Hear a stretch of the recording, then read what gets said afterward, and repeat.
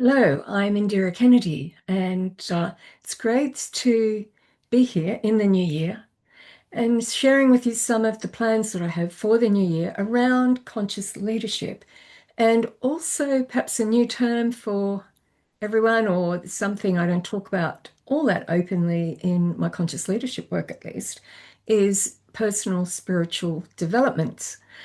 I want to include more openly and in more detail some of the skills and principles, the understandings that come from practices that are involved with spiritual intelligence. To me, spiritual intelligence is the premium intelligence. If we talk about the four Qs, as I have in the past, our physical intelligence, really knowing what's going on with our body, what our body needs, the environment that we're in, the impact that environment has, the impact we have on the environment in making it a more conscious environment, an uplifting place to be, and also respecting our bodies as our body temple, the vehicle through which we do everything to develop ourselves as a soul. And that's where our spiritual intelligence, our acknowledgement of our own spirit becomes so important. And I'll say a bit more about that in a minute. And then, of course, we have emotional intelligence. And this is something that over time we've all been better at developing, particularly in relation to the way that we handle our external relationships. But also, how do we manage our own emotions? What is the relationship with our own emotions? And then, of course, our intelligence, our intellect, our intellectual quotient. We're used to that through school. We're used to talking about how intelligent we are or are not when it comes to what do we know, when it comes to information, world knowledge, and also what do we feed our minds with? How do we handle the input that comes to our minds, the impact that that has on the quality of our thinking, but on the health of our minds as well, and how we can use the brain to actually change the way we think. So, neuroscience comes in at this level as well. And then, of course, holistically, this is all impacted, each impacts on the other, especially our emotions on our thinking on our emotions, and the impact that it has on our physical body. What we don't often talk about is the fourth intelligence, which is spiritual intelligence. The easiest way to think about this is to go back to the way corporates and businesses generally speak about themselves. And if they're wise ones and want to create a valuable message for their clients, they will talk about their vision, their mission, their values, their ethics, and what really is going to be available to people in the way of fulfillment. So this can also impact on their own employees. But what we're really talking about here is also as a collective in the world, and we're seeing that right now in what is going on in the world, we need to be looking at the spiritual intelligence of this world and where are we truly looking after each other and how are we progressing as a humanity? How are we actually growing and evolving as a humanity? Not only at the physical level of who we are as human beings, if we follow the idea of evolution, but our own involution, what's going on with the growth within each one of us, every one of us. And that's where our own spiritual intelligence becomes so, so powerful. Because ultimately, when we're growing as a soul in coming closer to really understanding who we are at our core, only we can do that. We are the only ones individually who can truly do that for ourselves. And in fact, we need to be doing it for ourselves because a lot of that growth comes through an energetic shift and consciousness itself. our relationship with consciousness itself, that conscious energy that is our divinity, that is who we are and how we are made, how we function, what truly guides us. Some of you may have had deep experiences of that and knowing what it really feels like and what it means for you when you know that you're connected to your source, when you're really truly connected to that conscious energy, and also realize that you can work in conscious cooperation with that energy. So, what I want to do is be more open about these things now. I've had more than 35 years of studying and practicing laws, principles, practices of consciousness, and that's come through Eastern traditions. It's come through spiritual healing and other healing modalities, and it's come through my own business practices and seeing how this applies in conscious leadership development and how that the impact that that's had for the people that I work with. I absolutely practice these things myself. I have a regular practice of meditation, of deep reflection, contemplation, journaling, and I've written books about it as well as created programs. The teaching that I've done has been both privately, where people are working perhaps in a yoga center to come to workshops, to work on themselves, healing circles, and the like. Being a spiritual healing teacher, that I learnt a methodology in Australia and still work with that, and I teach it as well. I haven't done much of that teaching in the 10 years that I've been living in the UK, and it really is time for those abilities to come forward because we all have them. Our intuition is really strong.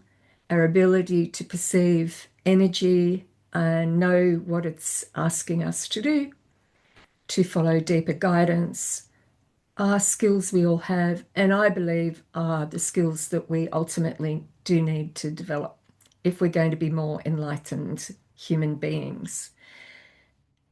So, in reverence to your own spiritual path and your own spiritual development as a soul, I want to be able to share a lot more of the knowledge that I have and the experience that I have in this area.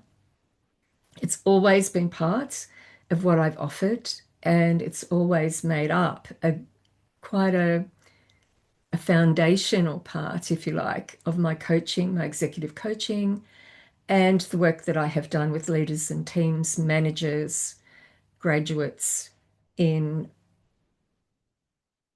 being able to be their best, really, at work and to really shine. So I wanted to let you know that I will be doing more YouTubes more regularly around various topics. And there's 4 areas that I've decided that I will focus on. Some of them you may be interested in, and others you may not. There will definitely be more around conscious leadership and spiritual intelligence, and some focus on women who are in conscious leadership as well or want to be evolving as conscious leaders.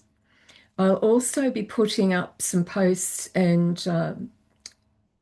sharing some YouTubes on straight out spiritual developments so that you can start to get a feel for what that is in terms of my approach. And I will also be looking at the overall holistic side of things, which is around balance and harmony. So we talk about work-life balance, but really what we need is not only balance, but also harmony in how we are on the inside, who we are, with how the world looks to us and feels and how it behaves towards us, and also how we create our world, we create our reality. And finally, the fourth one is sharing stories of consciousness, I'm calling it at the moment. So I may include other people's stories and bring them on to have conversations around consciousness. But I also want to share some of the things that have happened to me on my travels and things that have happened through my life that illustrate what it is like when we are working to be more conscious. And I say work because we have to put in the work. And it's beautiful work. It's work that I don't shy away from unless I'm being lazy. But I do know that it's had a profound and very beautiful impact on my life. And that's why it's time to share it in more detail. If you want to get started, I have just recently launched, very, very soft launch. This is part of it. Two books that I've written around the Still Mind, Wise Heart series. Now, Still Mind allows the wise heart to speak, and this is a way in. So, the five realities, and the second volume is the eight elements. I'll show you that in a bit more detail. So, how to live your divine self and fulfill your life's purpose. And the other one is how to be a conscious leader and change your world. Now, I talk about the eight elements in the five realities because these are eight practices that, if we take them on as our own individual practice, truly sustain and help to develop our own spiritual intelligence and develop us as souls. The five realities came to me as an epiphany, if you like, a slowly evolving one that I realized I needed to write down and write about. And it does follow quite a lot of the spiritual healing methodology and principles that I've been using for over 35 years.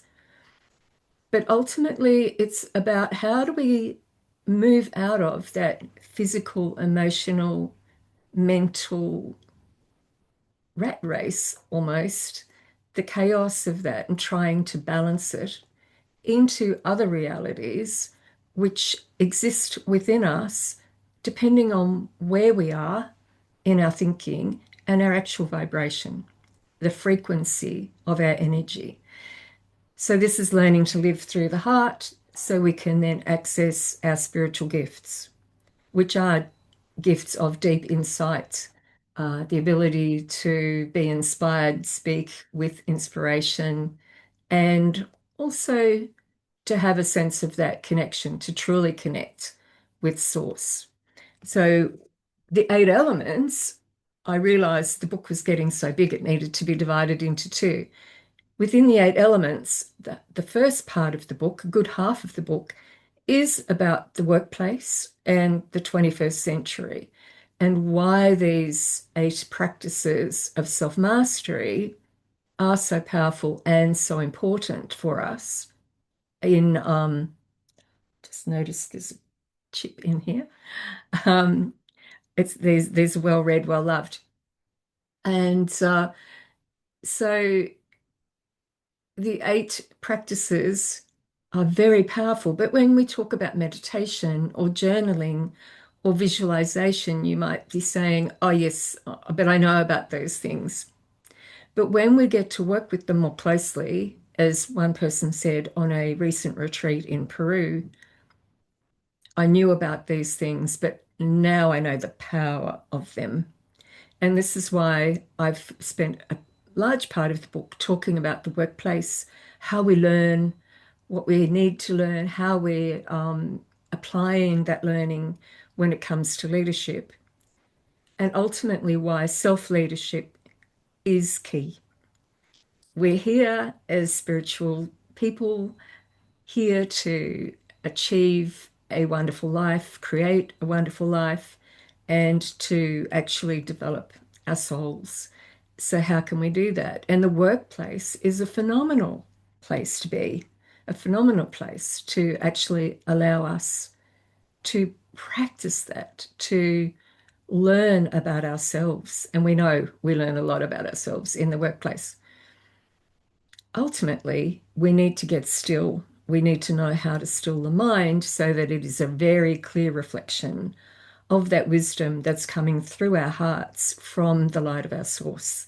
And so I've shared with you a process made up of those 8 elements that will help you with your own self mastery. When nobody else is prepared to develop you or doesn't know how to develop you, can't give you the opportunities to develop in the way that you want, you have to do it yourself. And I know for me, when I don't do these practices, my life goes a bit haywire. My life is not the quality, the energy is weird, things start to fall away that lessen the quality of my life rather than improve it.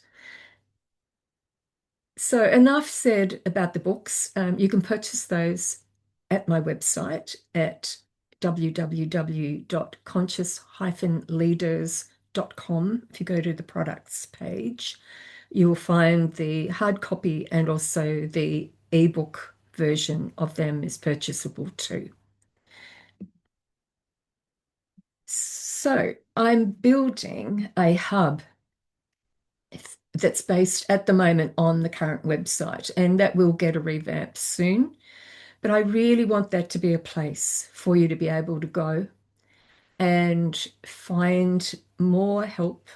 You can keep up with the courses I'm going to be running as well. I'm going to be creating some programs that will be launched very soon.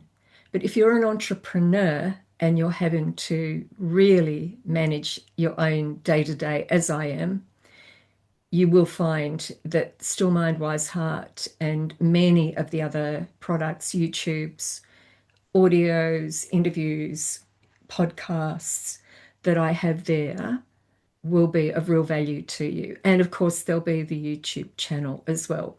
So there's some really old pieces that I recorded quite some years ago, before and after COVID. And I think you will still find those quite useful in snippets.